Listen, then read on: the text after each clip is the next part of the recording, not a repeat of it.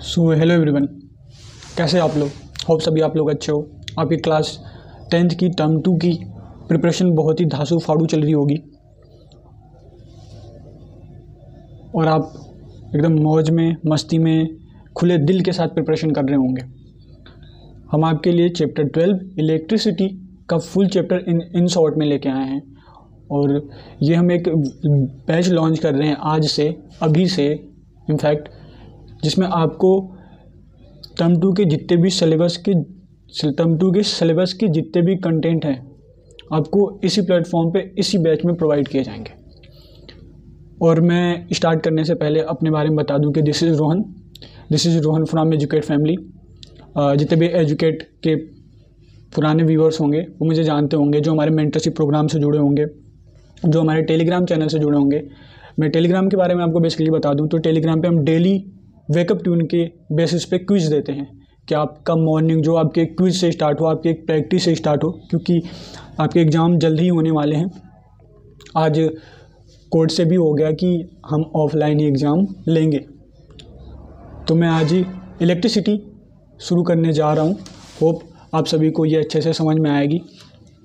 तो मैं स्टार्ट करने वाला हूँ, तो मैं आपको बता दूँ कि हम इसमें क्या क्या पढ़ेंगे। हम इसमें पढ़ने जा रहे हैं दीज टॉपिक्स, जो कि हम इसमें पढ़ेंगे। Electricity, conductor and insulator, electronic charge and types and properties, electric current 1 ampere and 1 coulomb, electric potential and potential difference, volt meter, ammeter and galvanometer, resistance, series and parallel resistance, Ohm's law, resistivity, heating effects of currents, joule law of heating, electric bulb, electric fuse and electric iron. हम इसमें ये सारे point जो हैं इस lectures में cover करेंगे। तो हम बेसिकली स्टार्ट करते हैं इलेक्ट्रिसिटी से कि इलेक्ट्रिसिटी होता क्या है। तो हम लोग जानते हैं कि इलेक्ट्रिसिटी जो है कि फिजिक्स की ब्रांच है, जिसमें हम पढ़ते हैं चार्ज के बारे में, चार्ज का अध्ययन करते हैं। इलेक्ट्रिसिटी में चार्ज का अध्ययन करते हैं, जहाँ पे चार्ज कैसे काम कर रहा है, उसके बेसिस पे क्या क्या एक्टिविटीज़ हो रही हैं। तो बेसिकली हम ये कह सकते हैं कि जहाँ पे चार्ज की स्टडी की जाती है वह इलेक्ट्रिसिटी कहलाता है। तो इलेक्ट्रिसिटी दो पार्ट्स में होती है। First static electricity, second current electricity. Static electricity basically होती है कि स्टडी ऑफ चार्ज की स्टडी हम जब हम चार्ज की स्टडी रेस्ट में करेंगे तो वो हमारे स्टैटिक इलेक्ट्रिसिटी कहलाएगी। जैसे कि हम कोई भी कंघा, कॉम्ब को चार्ज कर लेते हैं, लाइक हम उसे बालों से रगड़ के चार्ज कर लें। तो जब हम पीस ऑफ पेपर को उसके पास ले जाएंगे तो उसमें एक अट्रैक्शन फोर्स होगा जिसकी वजह से वो अट्रैक्ट करेगा। अट्रैक्शन फोर्स कहाँ से आया? जो चार्ज थे उसमें, वो उसको रिप्रेजेंट करता है कि उसके अंदर भी चार्ज हैं, जिसकी वजह से वह पीस ऑफ पेपर को अट्रैक्ट कर पा रहा है। करंट इलेक्ट्रिसिटी क्या होती है? तो जहाँ पे हम चार्ज को मोशन में पढ़ते हैं, जब चार्ज हमारा मोशन में हो और उसकी क्या क्या एक्टिविटीज़ हैं, हम उसके बारे में जब पढ़ते हैं तो उसको हम डिफाइन करते हैं कि ये करंट इलेक्ट्रिसिटी है। जैसे कि हम कोई फ़ोन चार्ज कर रहे हैं, जैसे कि हम अपना फ़ोन यूज कर रहे हैं, बैटरी भी हमारे फ़ोन को करंट जनरेट करती है, यानी कि चार्ज फ्लो करती है, तभी हमारा फ़ोन चल पाता है। तो जब हम चार्ज को मोशन में स्टडी करेंगे तो उसे हम करंट इलेक्ट्रिसिटी कहेंगे। बेसिकली हमें 10th में करंट इलेक्ट्रिसिटी ही पढ़ना है। स्टैटिक इलेक्ट्रिसिटी हमें 12th में पढ़ना है, लेकिन 10th के वो हमारे सिलेबस में नहीं है, तो हम करंट इलेक्ट्रिसिटी को ध्यान में रखते हैं। अब जब करंट इलेक्ट्रिसिटी की बात आई तो दो चीज़ें आती हैं कि करंट कहाँ पे फ्लो करेगा, यानी कि करंट में जो चार्ज होंगे वो कहाँ कहाँ मोशन में होंगे और कहाँ कहाँ मोशन में नहीं होंगे। तो इसे डिफ़ाइन करने के लिए इसको दो टाइप्स में बांटा गया है, conductor and insulator. Conductor and insulator. Conductor क्या होता है? Materials that allow charge to flow through them. मतलब जिस भी मटेरियल में चार्ज फ्लो करेगा वो कंडक्टर कहलाएगा। जैसे कि मेटल हो गए, एलॉयस हो गए, इलेक्ट्रोलिटिक सॉल्यूशन हो गया। मेटल को तो हम सभी जानते हैं, metals iron, aluminium, copper, like this are the metals. Alloys क्या होता है? जो मेटल में कुछ मिला के हम बनाते हैं, जैसे एल्यूमिनियम कॉपर का मिक्सचर बना दिया, एलॉयस हो गया। जैसे कि हम जो भी मेटल्स में अशुद्धियाँ डाल के उसे एक नया मेटल बनाते हैं वो एलॉयस कहलाता है। इलेक्ट्रोलिटिक सॉल्यूशंस वो होते हैं जैसे कि हम नमक ले लिया, नमक वाला पानी ले लिया, अल्कोहल वाला पानी ले लिया। मतलब कि ये इलेक्ट्रोलिटिक सॉल्यूशन है जहाँ पे इलेक्ट्रोलिटिक सॉल्यूशन का मतलब वो सॉल्यूशन जहाँ पे करंट फ्लो कर सके, जहाँ पे करंट फ्लो कर सके। अब इंसुलेटर क्या होता है? इंसुलेटर मतलब materials that do not allow charge to flow through them. Materials do not allow charge to flow through them. मतलब कि जहाँ पे जिस भी मटेरियल में चार्ज का फ्लो नहीं होगा वो मटेरियल इंसुलेटर कहलाएगा। लाइक नॉन मेटल्स यानी कि plastic, rubbers, glass, these are the non metals. अब इसका हमने बेस्ट एग्जांपल लिया, हम आपने सुना भी होगा, आपने बहुत सारे सर से भी सुना होगा, मुझे भी ये बहुत अच्छा लगता है कि हम इसे डेली बेसिस पे देखते भी हैं। हमारे घर में लगी हुई वायर के जो ऊपर का हिस्सा होता है वो पॉलीमर से बना होता है, और जो उसके अंदर लगा होता है, मतलब कि अंदर लगा होने से मतलब जो उसके अंदर जिसमें करंट फ्लो करता है उसे हम कहते हैं मेटल। यानी कि या तो वो एल्युमिनियम होगा, कॉपर होगा, सिल्वर होगा, ये these are the best conductor. तो ऊपर वाला जो रबर टाइप का दिखता है वो पॉलीमर हो गया और जो अंदर है वो मेटल हो गया। तो मतलब कि इसमें कंडक्टर मेटल हो गया और इंसुलेटर ऊपर का पॉलीमर हो गया। अब नेक्स्ट टॉपिक है इलेक्ट्रिक चार्ज। हम तो ये तो बात कर रहे हैं कि जहाँ पे चार्ज का फ्लो होगा वो कंडक्टर कहलाएगा। यानी कि चार्ज क्या है, चार्ज को क्या है, चार्ज का मतलब क्या है। मान लिया कंडक्टर में फ्लो कर रहा है तो करंट आ रही है, तो चार्ज बेसिकली है क्या? चार्ज जो है एक फंडामेंटल प्रॉपर्टी है किसी मैटर की। जैसे कि मास होता है वैसे एक फंडामेंटल प्रॉपर्टी है चार्ज। तो चार्ज भी दो टाइप्स के होते हैं। कौन कौन से? एक होता है पॉजिटिव, दूसरा होता है negative. Positive charge and negative charge. अब हम पॉजिटिव चार्ज की डेफिनेशन जानेंगे कि पॉजिटिव चार्ज क्या होता है। पॉजिटिव चार्ज होता है, बेसिकली बुक्स में दिया हुआ है कि the charge acquired by a glass rod when rubbed with the silk called positive charge. जब हम किसी ग्लास रॉड को किसी सिल्क कपड़े पे, किसी चीज़ पे रब करते हैं तो रॉड में पॉजिटिव चार्ज आ जाता है, जिसे हम पॉजिटिव चार्ज कहते हैं। यानी कि the charge acquired by a glass rod when rubbed with the silk is called positive charge. और सिंबल क्या है? सिंबल इसका है प्लस। इसे डिनोट किससे करते हैं? प्लस से करते हैं। और इसकी वैल्यू क्या होती है? 1.6 इंटू 10⁻⁻90 कूलम। चार्ज की यूनिट कूलम होती है, जिसे हम सी से डिनोट करते हैं। मतलब जब ये पॉजिटिव आ गया, किसी भी एटम में पॉजिटिव क्या होता है? प्रोटॉन। नेगेटिव क्या होता है? इलेक्ट्रॉन। यानी कि यह जो चार्ज है, जो पॉजिटिव आयन रखता है, उसे हम क्या कहेंगे? Charge of proton. अब हम किसी भी जब ग्लास रॉड को रगड़ते हैं, रब करते हैं, तो उसमें हम देखते हैं कि जो ग्लास रॉड है वो पॉजिटिव है, उसमें कुछ अट्रैक्शन सा हो जाता है, उसमें कुछ लगता है कि ये अट्रैक्ट कर रही हैं, वो चिपक रही हैं एक दूसरे से। अब हम दूसरे टाइप ऑफ चार्ज के बारे में जानते हैं जो है नेगेटिव चार्ज। नेगेटिव चार्ज क्या होता है? जब किसी चार्ज को इवन नाइट रॉड से किसी पुल पे ऊल पे रब करते हैं। इबोनाइट रॉड का मतलब होता है कि जो इबोनाइट रॉड बेसिकली हार्ड रबड़ होती है, ये इबोनी नाम के वुड से बनती है, इसे इसलिए इबोनाइट रॉड कहते हैं। ये एक रबड़ है, हार्ड रबड़ है, और जब इसे हम ऊल पे रब करते हैं तो जो हमारी इबोनाइट रॉड हो जाती है वो निगेटिव, मतलब कि निगेटिव आयन से भर जाती है, जिसका सिंबल जो होता है वो माइनस होता है, और इसकी वैल्यू चार्ज ऑफ प्रोटॉन की वैल्यू के बराबर होती है, because the minus is the charge of electron.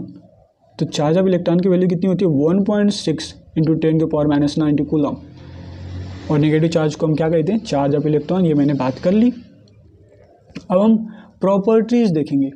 Charge जो बेसिकली होते हैं, जैसे कि प्लस प्लस चार्ज हुआ हमारा, जैसे कि प्लस प्लस चार्ज हुए हमारे, या प्लस माइनस चार्ज हुए हमारे, ये एक दूसरे को अट्रैक्ट करते हैं, ये एक दूसरे को अपनी तरफ खींचते हैं। पर जो लाइक चार्जेस होते हैं, मतलब कि प्लस प्लस या माइनस माइनस, ये एक दूसरे को रिपेल करते हैं, मतलब दूर भगाते हैं। चल भाग, चल भाग होता है ना, चल भाग, दूर भगाते हैं। तो यानी कि जो सेम चार्जेस होते हैं वो एक दूसरे को रिपेल करते हैं, और जो अपोजिट चार्जेस होते हैं वो एक दूसरे को अट्रैक्ट करते हैं। और जो चार्ज की यूनिट होती है वो होती है कूलम, वो होती है कूलम। अब ये तो जान गए। अब ये जो फ्लो से हमारी जो करंट जनरेट होती है उसकी डेफिनेशन क्या होती है। तो हमने बात कर ली कि जो फ्लो से जनरेट होती है, चार्ज के फ्लो से, जो इलेक्ट्रिक चार्ज के फ्लो से जनरेट होती है उसे हम इलेक्ट्रिक करंट कहते हैं। तो इसकी डेफिनेशन भी कह सकते हैं कि the flow of electric charge is known as electric current. The flow of electric charge is known as electric current. या तो हम इसको कह सकते हैं कि किसी भी कंडक्टर में चार्ज की मूवमेंट से करंट गेन होती है, यानी कि electric current is carried by moving electrons through a conductor. ये होगी हमारी इलेक्ट्रिक करंट की डेफिनेशन। और इसका सिंबल जो हो गया वो आई है, सिंबल जो आई है। हम यहाँ पे देख रहे हैं कि ये बैटरी लगी हुई है और ये बल्ब चल रहा है, और जो हमारे ये निगेटिव आयन है ये लगातार मूवमेंट में है। तो जब हम ये देख रहे हैं तो हमें क्या लग रहा है कि जो चार्ज हैं उस यूनिट के क्रॉस सेक्शन में किसी एक टाइम पे घूम रहे हैं। एक चार्ज को पूरे सर्किट में घूमने में जो टाइम लगता है उसे हम उस सर्किट की करंट निकाल सकते हैं। बेसिकली हम ये कह सकते हैं जब इलेक्ट्रिक चार्ज होता है वो किसी एक क्रॉस सेक्शन में किसी एक टाइम में जितना वो फ्लो कर पाता है उसे हम करंट कहते हैं। तो यहाँ से हमारा फॉर्मूला मिल गया कि I इक्वल टू, मतलब कि electric current equal to electric charge upon time, यानी कि I equal to Q upon T। यहाँ पे I जो है वो इलेक्ट्रिक करंट है, Q इलेक्ट्रिक चार्ज और T टाइम है। और जो SI यूनिट होती है इलेक्ट्रिक चार्ज की वो होती है एम्पियर। और जिस डिवाइस से हम इसे नापते हैं, जिस डिवाइस से हम मेजर करते हैं कि करंट क्या है, उसे हम कहते हैं एमीटर। और इसकी एक खास बात है कि हमेशा ये सीरीज में जुड़ी रहती है। अब मैं सीरीज और पैरेलल रजिस्टर की बात करूँगा, सीरीज और पैरेलल कॉम्बिनेशन की, वो अभी हम बात करेंगे। बेसिकली एक डाउट रहता है कि यहाँ पे जो क्रॉस सेक्शन वर्ड आ गया है उसका मतलब क्या होता है। क्रॉस सेक्शन के बारे में हम समझ लेते हैं।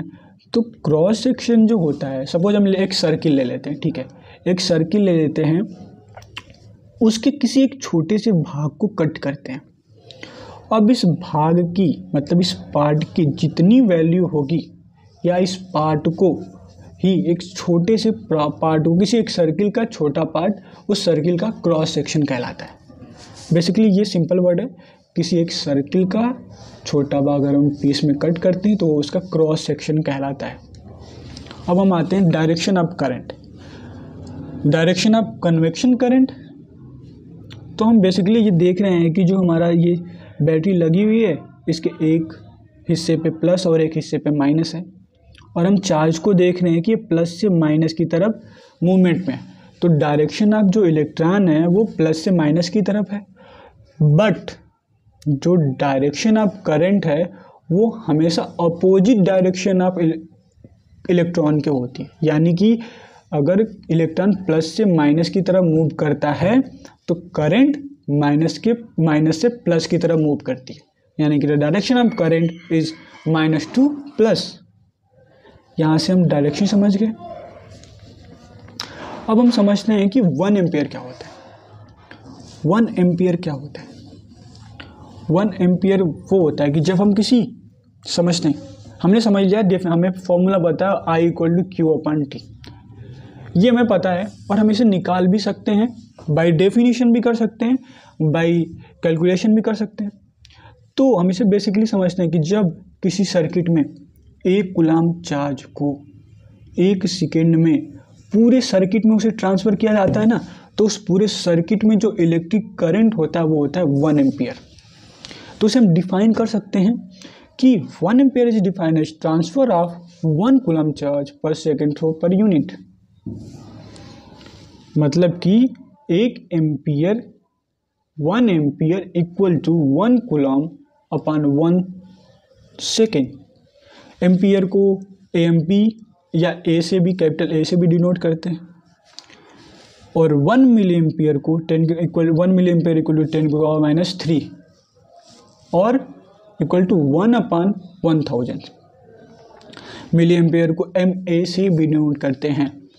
अब हमने 1 एम्पियर को डिफाइन कर दिया, तो इसी तरह हम 1 कूलम को भी डिफाइन कर सकते हैं। अब 1 कूलम को डिफाइन करते हैं।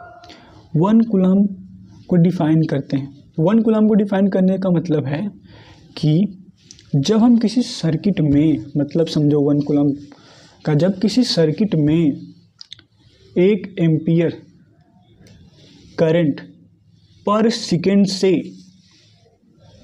सेकेंड ट्रेवल कर रही है, 1 एम्पियर करंट पर सेकेंड में पूरे सर्किट में ट्रेवल कर रही है, तो उसमें जो सर्किट में होने वाला चार्ज होगा वो 1 कूलम होगा। मतलब कि I equal to Q T for Q upon T, ये फॉर्मूला हमें पता है। तो Q इक्वल टू क्या होगा? Q equal to I into T, I multiple T. मतलब कि अब इसे हम डिफाइन कैसे कर सकते हैं? मतलब कि 1 coulomb equal to 1 ampere into 1 second. Coulomb को C से डिनोट करते हैं, एम्पियर को A से और सेकेंड को S से।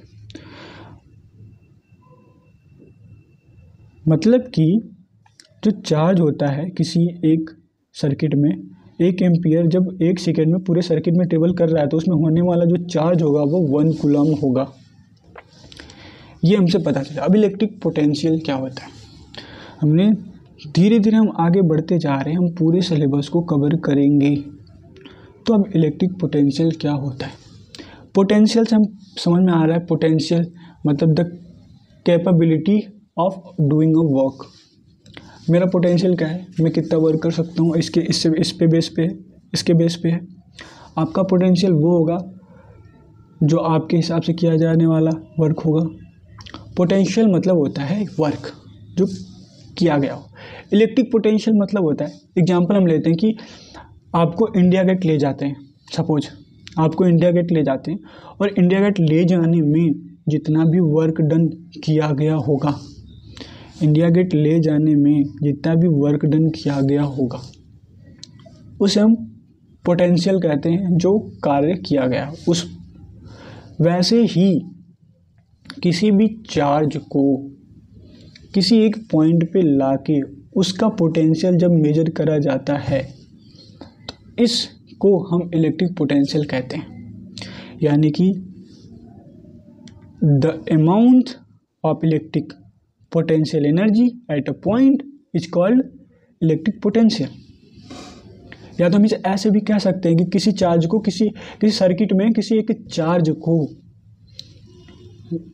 किसी एक पॉइंट पर लाने में किया गया वर्क उस सर्किट का इलेक्ट्रिक पोटेंशियल कहलाता है। अब इलेक्ट्रिक पोटेंशियल होता है, फिर नेक्स्ट जो होता है हमारा वो पोटेंशियल डिफरेंस होता है। जो पोटेंशियल डिफरेंस होता है बेटा, वो हमारा किसी दो मेजर पॉइंट, मतलब दो पॉइंटों के बीच में जितनी भी पोटेंशियल लगी होती है उसे हम पोटेंशियल डिफरेंस कहते हैं। यानी कि किसी सर्किट में किसी दो पॉइंट के बीच में एक पॉइंट से दूसरे पॉइंट तक, मतलब दो पॉइंट ए और बी हैं, तो ए से बी तक ले जाने में एक चार्ज को जितना वर्क करना पड़ता है वह उस ए बी का पोटेंशियल डिफरेंस होता है। या तो हम इसे ऐसे भी डिफाइन कर सकते हैं कि the difference in the amount of electric potential energy between two points in an electric circuit is called electric potential difference. अब जो इलेक्ट्रिक पोटेंशियल डिफरेंस होता है इसे हम वोल्टेज के नाम से भी जानते हैं। हम इसे डिफाइन, जैसे ही मैंने आपको बताया कि इस दो पॉइंट के बीच में ले जाने में जितना, एक पॉइंट से दूसरे पॉइंट तक ले जाने में जितना किया गया कार्य होता है, वर्क होता है, वही हमारा पोटेंशियल डिफरेंस कहलाता है। यानी कि which is equal to the amount of work done to move the unit charge between two points against static electric field. मतलब कि यहाँ पे सीधे सीधे कह रहा है कि voltage equal to work done upon charge. Voltage को किससे डिनोट करते हैं? V से, और वर्क डन को W से, चार्ज को Q से। हम यहाँ पे पोटेंशियल डिफरेंस आराम से समझ चुके होंगे, मुझे ऐसा लगता है। अब हम पोटेंशियल डिफरेंस के कुछ फैक्ट जान लेते हैं कि पोटेंशियल डिफरेंस की SI यूनिट क्या होती है। तो SI यूनिट जो होती है उसकी वोल्टेज होती है। वोल्टेज क्यों होती है? क्योंकि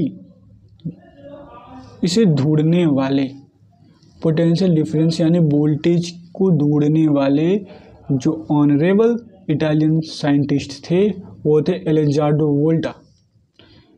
एलेजांड्रो वोल्टा, ये हमारे सामने ये दिख रहे हैं, ये देखिए ऐसे दिखते हैं, क्या है? वोल्ट। अब हम तो बेसिकली सब जान गए कि 1 एम्पियर की डेफिनेशन क्या होती है, 1 कूलम की डेफिनेशन क्या होती है। तो वैसे ही 1 वोल्ट की तो डेफिनेशन होगी, 1 वोल्ट की भी तो डेफिनेशन होगी।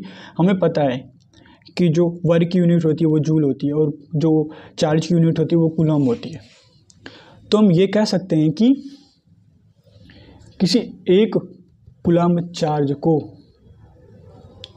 1 जूल से पूरे सर्किट में, मतलब ए से बी तक ले जाने में जितना पोटेंशियल लगा होगा उसे हम 1 वोल्ट कहते हैं। यानी कि 1 volt of electric potential difference is equal to the 1 joule of work to be done to move a charge of 1 coulomb from 1 point to another point in electric circuit. यानी कि 1 volt equal to 1 joule upon 1 coulomb.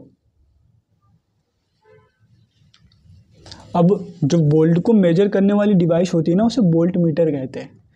Volt meter जो device होती, जो voltage को major करने वाली device होती है उसे वोल्ट मीटर कहते हैं। जो ऐसी दिखती है, ये ऐसे 10 वोल्ट का करें, 10 वोल्ट होगा सर्किट में तो 10 वोल्ट मेजर करेगी, 5 वोल्ट होगा तो 5 वोल्ट मेजर करेगी। वैसे भी करंट को मेजर करने वाली भी 2 डिवाइसेस होती हैं, एक होती है गैल्वेनोमीटर, एक होती है एमीटर। गैल्वेनोमीटर और एमीटर 2 डिवाइसेस कैसे होगी एक ही करंट को मेजर करने वाली? तो गैल्वेनोमीटर की खास बात है कि यह करंट तो बताती है कितने एम्पियर की है, लेकिन ये उसकी डायरेक्शन भी बता देती है, उसके फ्लो की डायरेक्शन भी बता देती है, करंट किस डायरेक्शन में फ्लो कर रहा है। ये कुछ ऐसी दिखती है गैल्वेनोमीटर। और एमीटर जो होती है वो बस करंट की वैल्यू बताती है कि इसके अंदर कितना एम्पियर का करंट फ्लो हो रहा है। कुछ इस तरह से हमारा एमीटर दिखता है और कुछ इस तरह से हमारा गैल्वेनोमीटर दिखता है। हमारा पॉइंट्स यहाँ पे ये ख़त्म होता है। अब हम आते हैं नेक्स्ट पॉइंट पे जो हमारा है ओम्स लॉ। ओम्स लॉ क्या होता है? ओम्स ने कहा था, ओम ने एक स्टेटमेंट दी थी कि the potential difference between 2 points is directly proportional to the electric current at a constant variable. मतलब किसी भी सर्किट में किसी दो पॉइंटों के बीच में उत्पन्न होने वाली पोटेंशियल डिफरेंस उस सर्किट में उत्पन्न होने वाली करंट के प्रोपोर्शनल होगा। यानी कि उसमें बढ़ेगा अगर पोटेंशियल डिफरेंस यानी वोल्टेज, तो उसका करंट भी बढ़ेगा। एक डिक्रीज होगा तो दूसरा भी डिक्रीज होगा, एक इंक्रीज होगा तो दूसरा भी इंक्रीज होगा, मतलब कि V प्रोपोर्शनल टू I। और हम जानते हैं कि जब प्रोपोर्शनल हटता है तब कांस्टेंट आता है, कांस्टेंट वेरिएबल आता है। तो यहाँ पे हम जब प्रोपोर्शनल का साइन हटाएंगे तो एक R कांस्टेंट आएगा। R मतलब रेजिस्टेंस। यहाँ से हम अगर I की वैल्यू निकालते हैं तो I equal to V upon R। अगर R की वैल्यू भी निकालने तो R equal to V upon I, R equal to V upon I। मतलब कि जो R एक है वो कांस्टेंट है किसी एक कांस्टेंट टेम्परेचर पर, और इसे हम रेजिस्टेंस कहते हैं। अब रेजिस्टेंस क्या होता है? अब रेजिस्टेंस जो होता है एक प्रॉपर्टी होती है कंडक्टर की। रेजिस्टेंस से क्या समझ रहा है? रेजिस्ट मतलब कि रोक, मतलब अवरोध, मतलब कि रोकना, रुकावट करना। करंट की फ्लो को जो रुकावट पैदा करे उसे हम कहते हैं रेजिस्टेंस। मतलब कि resistance is the property of conductor which resist the flow of electric current. जो इसकी ऐसा यूनिट होती है वो होती ओम, बिकॉज ओम भगवान जी ने, मतलब ओम ने इसे ढूंढा था। भगवान जी नहीं है, साइंटिस्ट है, उन्होंने इसे ढूंढा था। और जो इसे हम डिनोट करते हैं वो कुछ ऐसे इस तरह से ओम का साइन होता है। और जब रेजिस्टेंस का सिंबल होता है वो यूं है, इसे हम कहते हैं सिंबल ऑफ रेजिस्टेंस। अब होता है रियोस्टेट। क्या होता है? रियोस्टेट होता है कि जो किसी सर्किल में जो वेरिएबल रेजिस्टेंस प्रोवाइड कराता है ना, उसे हम रियोस्टेट कहते हैं। उसका साइन ये होता है। अब हमने 1 एम्पियर, 1 कूलम और 1 वोल्ट की बात कर ली, तो उसी के बिहाफ पर हम 1 ओम की भी बातें कर लेते। 1 ओम मतलब कि हम जान रहे हैं कि R equal to V upon I।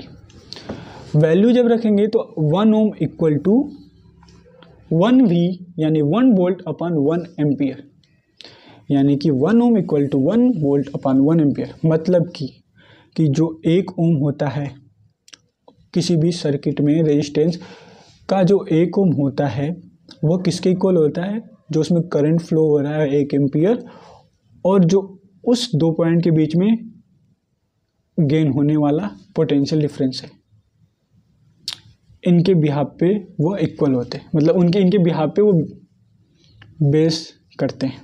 यानी कि 1 ohm of resistance is equal to the flow 1 ampere of current through a conductor between 2 points having a potential difference equal to 1 volt. अब जो ग्राफ बनता है हमारा, जो पोटेंशियल डिफरेंस और electric current का ग्राफ बनता है वो हमेशा स्ट्रेट लाइन होता है, क्योंकि ये दूसरे क्या है? एक दूसरे के प्रोपोर्शनल है। मतलब कि जितना V बढ़ेगा उतना I बढ़ेगा, मतलब जितना पोटेंशियल डिफरेंस बढ़ेगा उतना इलेक्ट्रिक करंट बढ़ेगा। तो इनके बीच का जो ग्राफ होता है वो एक स्ट्रेट लाइन होता है। अब जो नेक्स्ट पॉइंट है कि cause of resistance in a conductor, कि कंडक्टर में रेजिस्टेंस क्यों होता है। ये भी बहुत बढ़िया है सवाल है कि कंडक्टर में रेजिस्टेंस क्यों होता है। तो हम डायग्राम में देख रहे होंगे कि जो हमारा फ्री चार्ज कैरियर है, यानी कि इलेक्ट्रॉन है, वो मूव कर रहा है। तो जब जहाँ पे रेजिस्टर होता है, रेजिस्टर के अंदर क्या होता है? मतलब किसी भी मेटल के अंदर क्या होता है? मेटल पॉजिटिव होता है। मेटल में पॉजिटिव और नेगेटिव चार्ज दोनों होते हैं। और जब इलेक्ट्रॉन मूव करता है किसी मेटल से, तो जो पॉजिटिव चार्ज होते हैं वो अटैक करते हैं नेगेटिव चार्ज को, यानी कि उनके फ्लो को रेजिस्ट करते हैं, रोकते हैं, रुकावट पैदा करते हैं। इसलिए किसी भी कंडक्टर में रेजिस्टेंट होता है। मतलब कि कंडक्टर में रेजिस्टेंस तब होता है क्योंकि उसमें जो इलेक्ट्रॉन मूव कर रहे होते हैं उनको मेटल में प्रेजेंट पॉजिटिव चार्ज अपनी ओर अट्रैक्ट करते हैं, उनके फ्लो को रोकते हैं। इसे हम cause of resistance in a conductor ऐसे डिफाइन कर सकते हैं। अब ये फैक्टर क्या होते हैं इन सब के? Factor on which resistance of a conductor depends. तो ये तीन बातों पे डिपेंड करता है, एक नेचर ऑफ मटेरियल, लेंथ और एरिया ऑफ क्रॉस सेक्शन जो ये कंडक्टर पे होता है। जो कंडक्टर की लेंथ होती है, कंडक्टर का नेचर होता है, कंडक्टर का एरिया ऑफ क्रॉस सेक्शन होता है, ये तीन बातों पे डिपेंड करता है। तो जो नेचर ऑफ मटेरियल होता है, अगर उसमें कम रुकावट पैदा होती है, जो कुछ मटेरियल होते हैं जिसमें कम रुकावट पैदा होती है वो गुड कंडक्टर कहलाते हैं। जैसे कि सिल्वर हमारा हुआ एक बेस्ट कंडक्टर है इलेक्ट्रिसिटी का, और वहीं कुछ ऐसे कंडक्टर होते हैं कि जहाँ पे इलेक्ट्रिक करंट की ज़्यादा रुकावट होती है, जिसे हम बैड कंडक्टर कहते हैं। बैड कंडक्टर जैसे कि इंसुलेटर, बैड कंडक्टर यानी इंसुलेटर। और जो सबसे बेस्ट इंसुलेटर है वो क्या है? Hard plastic. Hard plastic is the one of the best insulator of electricity. और जो लेंथ है, लेंथ ऑफ कंडक्टर यानी कि रेजिस्टेंस जो होता है किसी भी कंडक्टर में, उसकी लेंथ जो होती है वो रेजिस्टेंस के डायरेक्टली प्रोपोर्शनल होती है, यानी कि R directly proportional to L. मतलब कि जितना ज़्यादा हम इसकी लेंथ बढ़ाएंगे उतना ज़्यादा हमें रेजिस्टेंस बढ़ेगा, उसमें उस कंडक्टर में उतना ज़्यादा रेजिस्टेंस बढ़ेगा।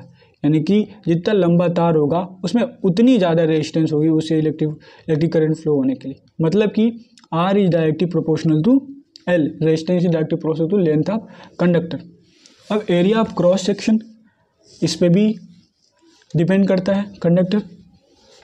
तो जो एरिया ऑफ क्रॉस सेक्शन होता है, रेजिस्टेंस जो होता है इसके इन्वर्सली प्रोपोर्शनल होता है। मतलब कि जब area of cross section decrease होगा तो कंडक्टर मतलब रेजिस्टेंस बढ़ेगा, कंडक्टर में रेजिस्टेंस बढ़ेगा। तब जब area of cross section decrease होगा तब उसमें रेजिस्टेंस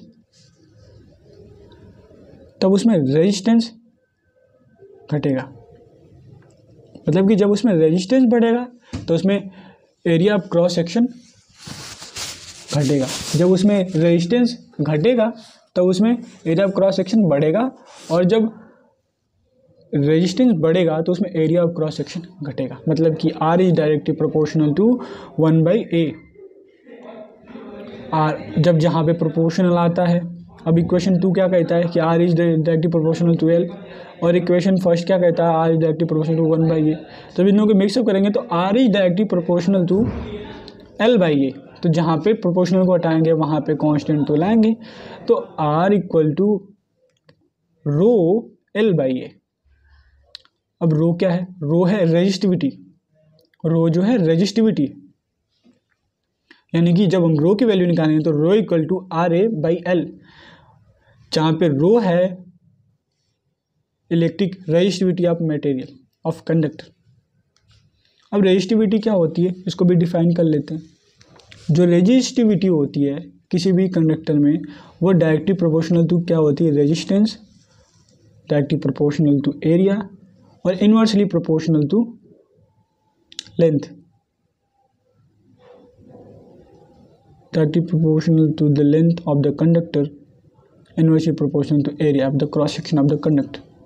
जो इसकी एसआई यूनिट होती है, यहाँ पे कुछ मिस्टेक हो गया मुझे लग रहा है, ये directly proportional to resistance and area of cross section और इन्वर्सली प्रोपोर्शनल टू लेंथ, ये होना चाहिए। मतलब कि क्रॉस सेक्शन से डायरेक्टली प्रोपोर्शनल है और लेंथ के इन्वर्सली प्रोपोर्शनल है। ये कुछ लिखने में मिस्टेक्स हो गई हैं, तो इसे आप सही कर लीजिएगा। तो एसआई यूनिट जो होती है रेजिस्टिविटी की वो होती है ओम मीटर की। रेजिस्टेंस की हो गई ओम और क्रॉस सेक्शन एरिया की होगी मीटर स्क्वायर। तो ओम मीटर स्क्वायर अपन मीटर, यानी कि मीटर से मीटर कट जाएगा तो ओम मीटर बचेगा। इसे हम रेजिस्टिविटी को स्पेसिफिक रेजिस्टेंस से भी जानते हैं। और यह पूर्णतः नेचर ऑफ मटेरियल पे डिपेंड करती है, कि रेजिस्टिविटी उसके नेचर ऑफ मटेरियल पे डिपेंड करती है। अगर मटेरियल की रेंज, रेजिस्टिविटी की रेंज 10⁻⁸ ओम मीटर से 10⁻⁶ ओम मीटर के बीच में रहती, तो दीज आर गुड कंडक्टर्स। जैसे कि सिल्वर की जो रेजिस्टिविटी है 1.6 × 10⁻⁸ ओम मीटर, और कॉपर की जो रेजिस्टिविटी है 1.62 × 10⁻⁸ ओम मीटर। और इसी तरह रबर और ग्लास जो है वो बहुत ही बेकार इंसुलेटर है। इनकी रेजिस्टिविटी जो ऑर्डर में आती है वो 10⁻12 ओम मीटर से 10⁻8 ओम मीटर के बीच में रहती है। तो ये हमारी रेजिस्टिविटी हो गई। अब हम बात करते हैं the combination of register. The combination of register दो टाइप्स के होते हैं, एक सीरीज कॉम्बिनेशन होता है, एक पोलर कॉम्बिनेशन होता है। मतलब रजिस्टर को हम कितनी तरह से जोड़ सकते हैं किसी एक सर्किट में, ये दो टाइप्स के होते हैं, एक सीरीज में जोड़ सकते हैं, एक पैरेलल में जोड़ सकते हैं। जो सीरीज होता है हमारा, जो सीरीज कॉम्बिनेशन होता है उसमें हम जब एक सर्किट ड्रॉ करते हैं, तो सीरीज में जो होता है कि करंट सारे रजिस्टर में सेम रहता है, लेकिन इसमें वोल्टेज सारे रजिस्टर का अलग होता है। जैसे R1 का V1 होता है, R2 का V2 होता है और R3 का V3 होता है।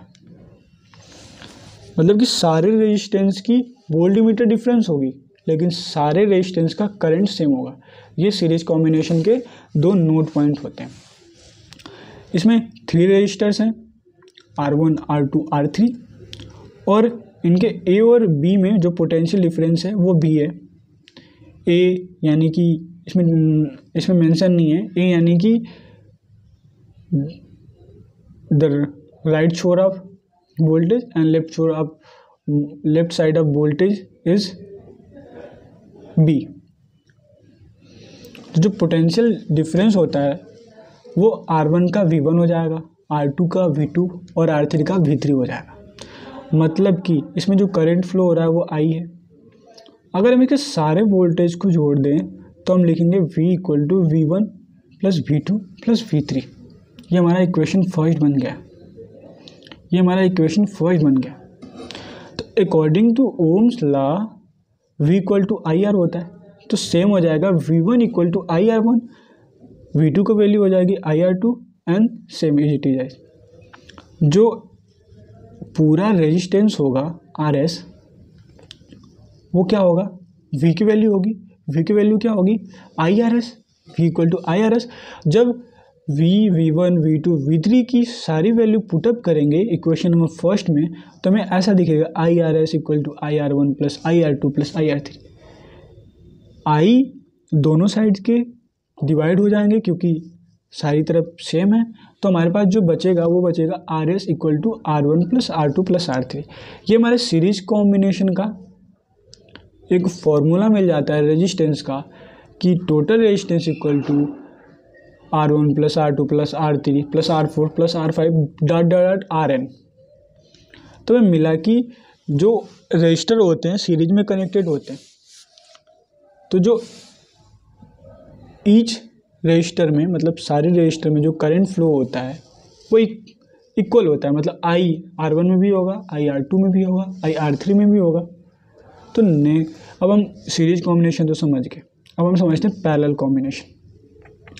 पैरेलल कॉम्बिनेशन में हमने फिर से R1, R2 और R3 को पैरेलल कॉम्बिनेशन में जोड़ दिया है, कि इन्हें हम पैरेलल में जोड़ दिए हैं। और यहाँ पर भी 3 रजिस्टर हैं, R1, R2 और R3। जो इनके बीच में पोटेंशियल डिफरेंस है A और B में, वो क्या है, V है। और जो टोटल करंट है वो क्या है, A और B के बीच में I है, यानी सर्किट में I है।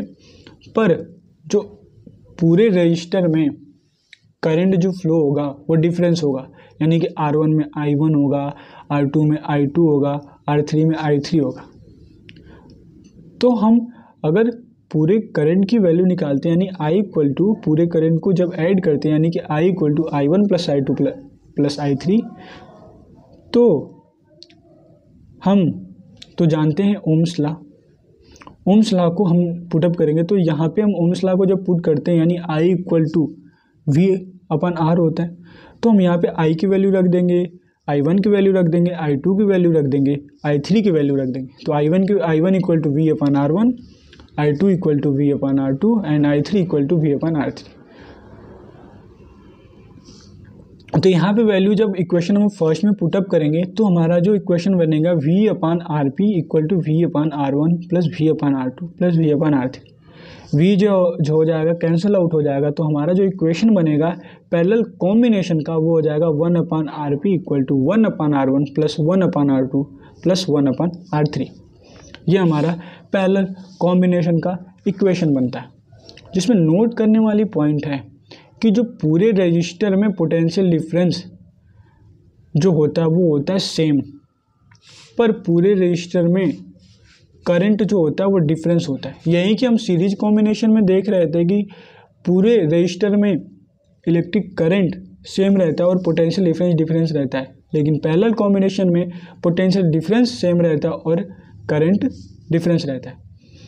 जैसे कि हम अगर पूरे करंट को जब कैलकुलेट करेंगे, एग्जांपल में मान लीजिए कि उसमें 6, 48, 30, 12, 24 एम्पियर के कुछ करंट हैं, तो जब हम टोटल करंट निकालेंगे तो वह 120 एम्पियर आते हैं, यानी कि सारे करंट को जोड़ लेंगे तो उस सर्किट का करंट हमें मिल जाता है। अब हम नेक्स्ट पॉइंट पे आते हैं कि किसी भी इलेक्ट्रिक करंट जब किसी भी मेटल में फ्लो होता है तो वह हीट क्यों होता है, वो मेटल हीट क्यों होता है। तो हम ये जानते हैं कि जब किसी भी मेटल में रेजिस्टर होते हैं, रेजिस्टर क्या करते हैं, करंट की फ्लो को रेजिस्ट करते हैं। जब वो रेजिस्ट करते हैं तो उनके बीच में फ्रिक्शन होता है, और फ्रिक्शन से हीट क्या होता है, फ्रिक्शन से हीट निकलता है। तो जो हमारा बेसिकली इलेक्ट्रिक करंट से हीट आता है वो फ्रिक्शन से होता है, जो कि पॉजिटिव और नेगेटिव चार्ज के बीच में होता है। ये हमारा heating effect of electric current है। इसे बेसिकली आप किसी भी अपनी लैंग्वेज में लिख सकते हो, सिंपल वर्ड में तो मैंने यहाँ पे लिख रखा है, आप इसे पढ़ सकते हो, लेकिन बेसिकली यही सारी बातें। अब जो हमारा नेक्स्ट पॉइंट आता है वो जूल लॉ ऑफ हीटिंग्स आता है। अब जो जूल ने हीट होने के लॉ दिए थे इलेक्ट्रिक करंट में, वो हम डिफाइन करते हैं, हीट एच की वैल्यू निकालते हैं, तो हमें पता है कि इलेक्ट्रिक करंट I है, रेजिस्टेंस R है, पोटेंशियल डिफरेंस V है, और जो हमारा किसी भी चार्ज को उसके पोटेंशियल डिफरेंस में किसी भी सर्किट में वर्क कराना जो होता है वो W हो जाएगा, और W इक्वल टू क्या होता है, V इंटू Q, क्योंकि voltage equal to W upon Q, then W equal to V multiple Q। यानी कि जब कोई चार्ज किसी सर्किट में T टाइम के लिए फ्लो करता है, यानी कि जब उसमें पावर इनपुट होता है, तो पावर की इक्वेशन क्या होती है कि कोई भी कार्य कितने टाइम में किया जाता है, यानी कि P equal to W by T. यानी कि जो W की वैल्यू है वो हमारे पास क्या है, V इंटू Q। तो W की वैल्यू जब पुटअप करेंगे तो P equal to V multiply Q by T. ये हमारा क्या इक्वेशन नंबर फर्स्ट। अब हम इलेक्ट्रिक करंट का फॉर्मूला जानते हैं, तो electric current I equal to Q upon T. तो यहाँ पे Q बाई टी की वैल्यू में पुट करेंगे I, तो यहाँ पे हमारा जो इक्वेशन बन के आएगा सब्स्टिट्यूटिंग के बाद वो हो जाएगा P इक्वल टू वी आई। जब बोथ साइड में हम T से मल्टीप्लाई करते हैं, टाइम से मल्टीप्लाई करते हैं, तो जो हमारा फॉर्मूला बनता है P multiply T equal to V I multiply T. ये हमारा इक्वेशन नंबर थर्ड हो जाता है।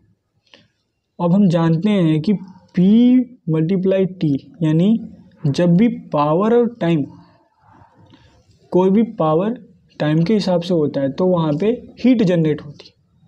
तो formula of heat equal to power into time. तो P multiply T equal to heat और V I multiply T equal to V I T. तो H की वैल्यू जो होगी H equal to V I T. और अगर हम Ohm's law की तरह वी आई की वैल्यू, V की वैल्यू पुटअप करते हैं, तो ओम्स ने बताया था ओम्स लॉ के हिसाब से V इक्वल टू आई है। तो जब हम सब्स्टिट्यूट करेंगे V की वैल्यू हीट के इक्वेशन में, तो हमारा जो बनेगा H equal to IR into IT। जो हमारा मेन इक्वेशन बनेगा वो बनेगा H इक्वल टू I²RT। ये जो एक्सप्रेशन है ये जूल्स लॉ ऑफ हीटिंग है। इसी क्वेश्चन नंबर 4 को ही हम जूल लॉ ऑफ हीटिंग कहते हैं, यानी कि एक ऐसा स्टेट जो इसका मतलब ये है कि जो हमारी हीट होती है वो करंट के स्क्वायर के डायरेक्टली प्रोपोर्शनल होती है और रेजिस्टेंस के डायरेक्टली प्रोपोर्शनल होती है और टाइम के डायरेक्टली प्रोपोर्शनल होती है। जो उसमें करंट के फ्लो होने की जो रजिस्टर में टाइम होती है उसके डायरेक्टली प्रोपोर्शनल होती है। ये 3 बातों पर joules law of heating depend करती है। पहली, वह करंट के स्क्वायर के प्रोपोर्शनल होती है किसी सर्किट में रेजिस्टेंस की डायरेक्टली प्रोपोर्शनल होती है और किसी सर्किट में करंट के फ्लो होने में जितना टाइम लगता है उसके भी डायरेक्टली प्रोपोर्शनल होती है। अब हम आते हैं इलेक्ट्रिक बल्ब पे। इलेक्ट्रिक बल्ब में एक ऐसा फिलामेंट होता है टंगस्टन, जो कि हीट होने पे हमें लाइट देता है, जिसे हम लाइट समझते हैं। वो जनरली किससे आती है? हीटिंग से। और जो टंगस्टन होता है उसका मेल्टिंग पॉइंट 3380 डिग्री सेल्सियस होती है। अब टंगस्टन को देख रहे होगे, टंगस्टन फिलामेंट, और जो साइड में लगे हैं support wires, lead wires, dumet wires, exhaust tube, stem, fuse, cap, ये सब बेसिकली लगे हुए हैं। तो इलेक्ट्रिक बल्ब में जो टंगस्टन लगा होता है उसकी मेल्टिंग पॉइंट 3380 डिग्री सेल्सियस होती है और ये हीट होने की वजह से, इलेक्ट्रिसिटी के कारण हीट होने की वजह से लाइट देता है। हम दूसरा जब पढ़ेंगे इलेक्ट्रिक आयरन, बेसिकली हम जानते हैं कि जब हाई हाइडेंस होगा ड्यू टू रेजिस्टेंस तब वहाँ पे हीट जनरेट होगी। तो हम अपने इलेक्ट्रिक आयरन में हाई रेजिस्टिविटी का मेटल यूज करते हैं, यानी एलओएस यूज करते हैं, जिसकी वजह से वहाँ हीट प्रोड्यूस होती है और हमारा इलेक्ट्रिक आयरन बनता है। इलेक्ट्रिक आयरन को ऐसे समझ सकते हैं कि जो मेटल होता है वो इलेक्ट्रिसिटी की वजह से हीट होता है और हीट होने की वजह से हम उसे यूज कर पाते हैं, दैट इज़ इलेक्ट्रिक आयरन। अब इलेक्ट्रिक फ्यूज क्या होता है? इलेक्ट्रिक फ्यूज को हम बेसिकली अपने इन्वर्टर में देखे होंगे, जिनके घर में इन्वर्टर होगा वो बेसिकली देखे होंगे। इलेक्ट्रिक फ्यूज जो होता है बेटा वो आपके इन्वर्टर के बैक साइड में लगा रहता है। ये क्या होता है कि जब भी हाई वोल्टेज का करंट आपके इन्वर्टर में एंटर करता है तो यह यानी कि हम नॉर्मल भाषा में कह सकेंगे फ्यूज उड़ गया। फ्यूज उड़ गया मतलब कि फ्यूज के जो बीच का तार होता है वो टूट गया।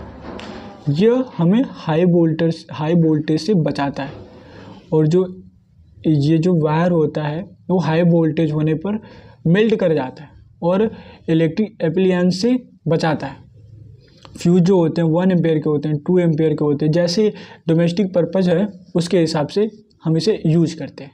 So thank you so much.